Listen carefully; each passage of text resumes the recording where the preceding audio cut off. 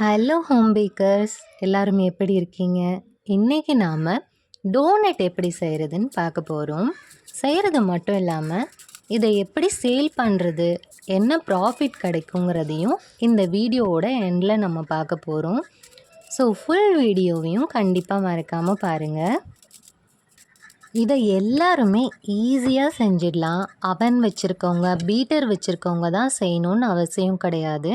எல்லாருமே வீட்டில் செய்யலாம். இதுக்கு முக்கியமாக ஒரே ஒரு இன்க்ரீடியன்ட்ஸ் என்னென்னா ஈஸ்ட் மட்டும்தான். ஸோ ஈஸ்ட் மட்டும் வாங்கி வச்சுக்கோங்க. இப்போ நாம் ஈஸ்ட்டை எப்படி ஆக்டிவேட் பண்ணுறதுன்னு பார்க்கலாம். ஒரு பவுலில் 1/2 கப் பால் எடுத்துக்கோங்க. பால் வார்மாக இருக்கணும், ரொம்ப சூடாகவும் இருக்கக்கூடாது, ஆறி போயும் இருக்கக்கூடாது. அப்படி இருந்துச்சுன்னா ஆக்டிவேட் ஆகாது. ஸோ மிதமான சூட்டில் இருக்க மாதிரி பால் எடுத்துக்கலாம். அது கூட 1 டீஸ்பூன் ஈஸ்ட்டு சேர்க்க போகிறோம். அது கூட நார்மல் சுகர் 1 டீஸ்பூன் சேர்க்க போகிறோம். சேர்த்துட்டு நல்லா ஒரு ஸ்பூன் வச்சு மிக்ஸ் பண்ணி விட்டுக்கோங்க. இது ஆக்டிவேட் ஆக ஒரு 5 to 10 மினிட்ஸ் ஆகும். சிலது சீக்கிரமாக ஆகிடும். ரொம்ப நேரம் விட்டுடாதீங்க, அப்புறம் ஒரு மாதிரி புளிச்ச மாதிரி ஸ்மெல் இருக்கும். ஸோ 5 to 10 மினிட்ஸ் உங்களுக்கு அதை பார்க்கையிலே இங்கே பாருங்கள், இந்த மாதிரி மேலே நொறிச்சு வந்திருக்கும். ரொம்ப நேரம் விட்டுடாதீங்க. இந்த மாதிரி வந்துருச்சுனாலே அது ஓவரால் ஓகேவாயிடுச்சுன்னு அர்த்தம். ஒரு 5 to 10 மினிட்ஸ்க்குள்ளவே அதை எடுத்துடுங்க. இப்போ ஒரு பாத்திரத்தில் 1/4 கிலோ மைதா எடுத்துக்கலாம். 1/4 கிலோ மைதாவில் என்னென்ன ஆட் பண்ணுறோம், எத்தனை டோனட்ஸ் வருது, அதோட என்ன கணக்குன்றதை நம்ம லாஸ்ட்டில் பார்க்கலாம். இப்போ 1/4 கிலோ மைதாவுக்கு 50 கிராம் சுகர் எடுத்துக்கிறோம். நார்மல் ஒயிட் சுகர் எடுத்துக்கணும். அது கூடவே ஒரு முட்டை உடைச்சி சேர்த்துக்கலாம்.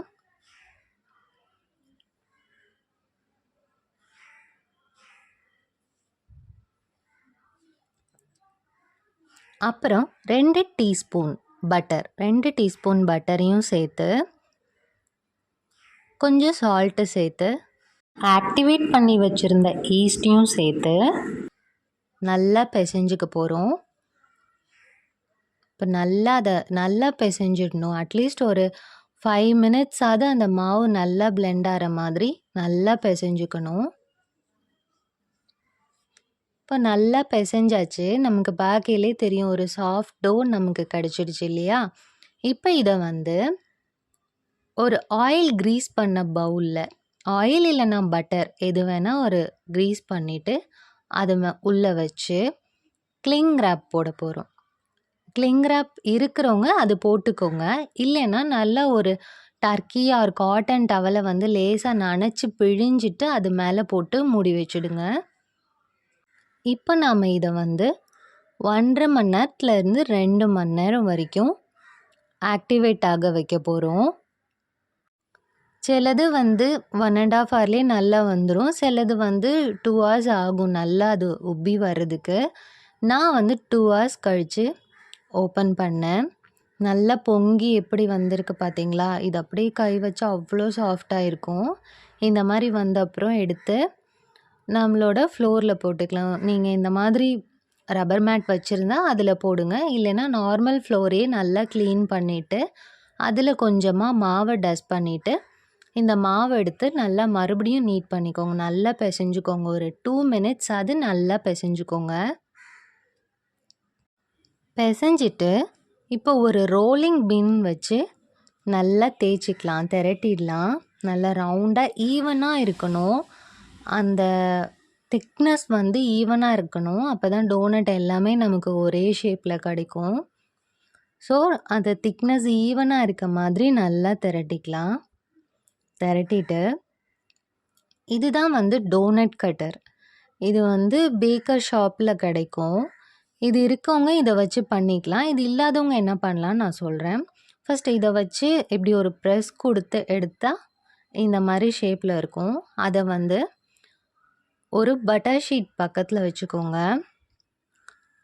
அதில் இந்த டோனட்டை நம்ம போடணும். கொஞ்சம் கேப் விட்டு தான் ஒன்றொன்றையும் போடணும். இப்போ டோனட் கட்டர் இல்லாதவங்க இந்த மாதிரி ஒரு பெரிய ஷேப்க்கு ஒரு மூடியும், சின்ன ஷேப்க்கு ஒரு சின்ன மூடியும் எடுத்துக்கோங்க. நான் இது 2ம் வச்சு பெரிய ஷேப் வச்சு ஃபஸ்ட்டு பெரிய சர்க்கிள் கொடுத்துட்டு அடுத்து சின்னது வச்சு சென்டரில் கொடுத்து எடுத்துக்கிட்டேன். இந்த மாதிரி நம்ம இந்த மாவை ஃபுல்லாக எல்லாத்தையும் பண்ணிக்கலாம். இப்போ 4 லைன் தான் வரும் இல்லையா, அதுக்கு மறுபடியும் மாவை பிசைஞ்சு மறுபடியும் திரட்டி பண்ணிடலாம். 1/4 கிலோ மாவில் நமக்கு 8 டோனட்ஸ் கிடைக்கும். 1/4 கிலோ மாவு ஃபுல்லாகவே நம்ம பண்ணும்போது கரெக்டாக நமக்கு இந்த மாதிரி 8 டோனட்ஸ் கிடச்சிடும். ஒரு 20 மினிட்ஸ் மூடி வச்சு எடுத்துக்கலாம். அதை தனித்தனியாக செப்ரேட்டாக கட் பண்ணிக்கலாம்.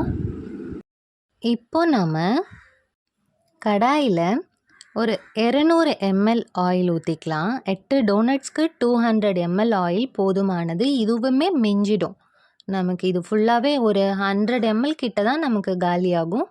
So 100 ml மிஞ்சிடும். நம்ம நல்லா உள்ளே முங்கணும் இல்லையா, அதுக்கேற்ற மாதிரி ஒரு கடாய் எடுத்து ஆயில் ஊற்றி எண்ணெய் நல்லா காஞ்சதுக்கப்புறம் நம்ம கட் பண்ணி வச்சுருந்த ஒரு பேப்பராக எடுத்து எண்ணெயில் மெல்லமாக போடுங்க. கையில் தெரிச்சிரும். இது நான் நிறையா வாட்டி எனக்கு கையில் பட்டுருக்கு. ஸோ ரொம்ப ஸ்லோவாக கேர்ஃபுல்லாக போட்டு போகிறீங்க.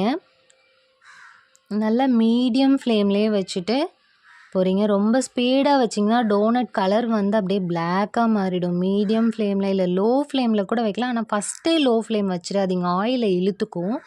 ஸோ மீடியம் ஃப்ளேமில் வச்சுட்டு நல்லா எண்ணெய் காஞ்சப்பறம் இந்த மாதிரி போட்டு பொறுமையாக அந்த கலர் சேஞ்ச் ஆகிற வரைக்கும், கலரும் சேஞ்ச் ஆகவும் உள்ளேயும் வேகணும் இல்லையா. ஸோ நல்லா மீடியம் ஃப்ளேமில் வச்சு நம்ம பொரிச்சு எடுத்தோம்னா நமக்கு நல்ல டோனட்ஸ் இந்த மாதிரி கிடச்சிடும்.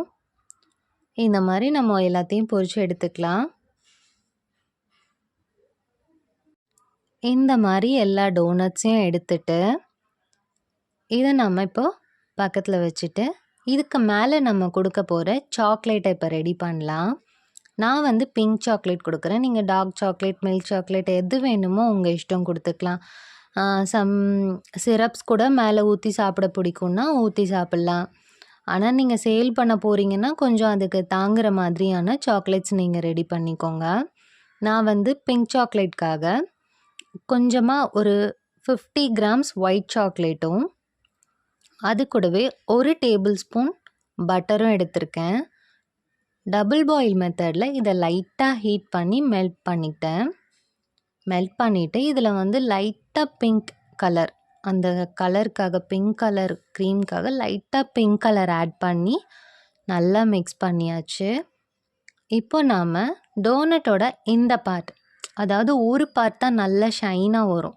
அந்த மாதிரி ஒரு பார்ட் எந்த பக்கம் ஷைனாக தெரியுதோ அதை வந்து நல்லா அழகாக இப்படி முக்கி எடுக்கணும். அந்த சாக்லேட்டில் இப்படி எடுத்தால் பார்த்தீங்களா, இந்த மாதிரி நம்ம மேலே ஊற்றுறத விட இந்த மாதிரி டிப் பண்ணி எடுக்கும்போது அது ஒரு ஷேப் அழகாக கொடுக்கும். நீங்கள் ட்ரை பண்ணி பார்த்தீங்கன்னா உங்களுக்கு தெரியும்.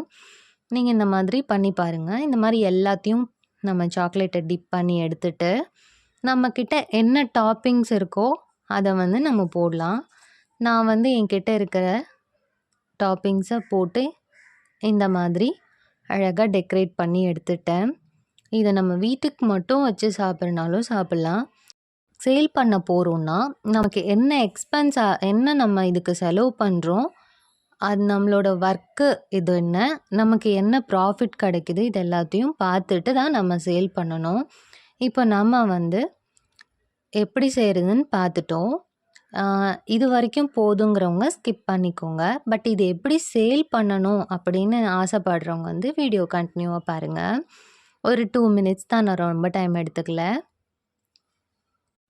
இப்போது பார்த்தீங்கன்னா 1/4 கிலோ மைதா வந்து 20 to 25 ருபீஸ்க்குள்ள ஆகும். அப்புறம் 1 எக் வந்து 6 ரூபாய் அந்த மாதிரி ரேஞ்சில் இருக்கும். 200 ml ஆயில் வந்து 20 ருபீஸ் ஆகும். அதுலேயும் உங்களுக்கு ஆயில் மீந்து போகும். அப்புறம் ஒரு 50 கிராம் சுகர் நம்ம போட்டிருக்கோம் இல்லையா, அது ஒரு 10 ருபீஸ்க்குள்ளே இருக்கும். ஈஸ்ட் ஒரு டேபிள் ஸ்பூன், நம்ம கிராம் கணக்கில் வாங்குறதுனால அது ஒரு 5 ருபீஸ்க்குள்ளேயே தான் வரும் நம்ம யூஸ் பண்ணுறது. அப்புறம் 150 ml மில்க் கிட்ட நம்ம யூஸ் பண்ணுவோம். அது வந்து ஒரு 10 ருபீஸ் அந்த மாதிரி தான் அப்ராக்சிமேட் வரும். இப்போ 80 ரூபாயிலேருந்து 90 ரூபாய் வரைக்கும் நம்ம டோனட் செய்கிறதுக்கு மட்டும் யூஸ் ஆகுது. அது நம்ம செய்கிறத பொறுத்து, நம்ம வாங்குறத பொறுத்து. அப்புறம் வந்து இந்த சாக்லேட் ஸ்ப்ரிங்கிள்ஸ் இருக்கு இல்லையா, அதை மொத்தமாக வாங்கி வச்சுக்கிட்டா நமக்கு அதுலேருந்து நம்ம கொஞ்சம் யூஸ் பண்ணுறது வந்து ஒரு ரூ. 10லேருந்து ரூ. 15க்குள்ளே தான் வரும். ஸோ டோட்டலாக வந்து ரூ. 100, ரூ. 110 நம்ம கேஸோடு சேர்த்து எடுத்தால் கூட ஒரு ரூ. 120 இந்த ரேஞ்சிலேயே நமக்கு வந்து அந்த செலவு இருக்கும். இப்போ 100 to 120 அதுக்குள்ளே தான் நம்மளோட மொத்த செலவுமே அடங்கும். இப்போ பார்த்தீங்கன்னா, ஒரு டோனட் வந்து நீங்கள் உங்கள் ஏரியாவை பொறுத்து என்ன ரேட்டில் விற்கலான்றத நீங்கள் டிசைட் பண்ணிக்கோங்க. இப்போ நம்ம ரூ. 40க்கு ஒரு டோனட் விற்றோன்னா நமக்கு 8 டோனட் இருக்கு இல்லையா? ஸோ நமக்கு ரூ. 320 நமக்கு ப்ராஃபிட் சாரி. ஸோ ரூ. 320 வந்து நமக்கு மொத்தமாக கிடைக்கும். ஒரு ரூ. 50க்கு நீங்கள் விற்றீங்கன்னா 8 டோனட் வந்து நமக்கு ரூ. 400 கிடைக்கும். ஸோ நீங்கள் என்ன செலவு பண்ணீங்கன்றத பார்த்து அது போக ப்ராஃபிட் என்ன வருதுன்னு நீங்களே பார்த்துக்கோங்க. ஸோ இது வந்து நமக்கு ஒரு நல்ல ப்ராஃபிட்டான பிஸ்னஸ்ஸு. நீங்கள் ரொம்ப வெளியெல்லாம் போய் நம்ம ரொம்ப கஷ்டப்படணும்னு அவசியம் கிடையாது. நியர்பை உங்கள் வீட்டில் இருக்கிறவங்களுக்கு, உங்கள் வீட்டு பக்கத்தில் இருக்கவங்களுக்கு, அந்த மாதிரி தெரிஞ்சவங்களுக்கு சொல்லி வச்சு பண்ணாலே நீங்கள் மந்த்லி ஓரளவுக்கு உங்கள் தேவையானதை நம்ம ஏர்ன் பண்ணிக்கலாம். அந்த மாதிரி தான். அண்ட் மறக்காமல் வந்து நம்ம ப்ராஃபிட்டு இப்போ நம்ம செலவு பண்ணிவிட்டு பேலன்ஸ் எடுக்கிறோம் இல்லையா? கண்டிப்பாக அது உங்கள் ப்ராஃபிட் கிடையாது. நீங்கள் உழைப்பு போட்டிருக்கீங்க. அதுக்காக உங்களுக்கு ஒரு ரூ. 100 எடுத்துட்டு பேலன்ஸும் நீங்கள் ப்ராஃபிட்டாக பார்க்கணும். அப்போ தான் நமக்கு சரியாக இருக்கும். ஸோ இந்த மாதிரி நீங்களும் வீட்டிலேயே இருந்து சின்னதாக ஒரு பிஸ்னஸ் ட்ரை பண்ணி பாருங்கள். கண்டிப்பாக நல்லா வரும். தேங்க்ஸ் ஃபார் வாட்சிங். மறக்காமல் லைக் பண்ணி சப்ஸ்கிரைப் பண்ணிக்கோங்க.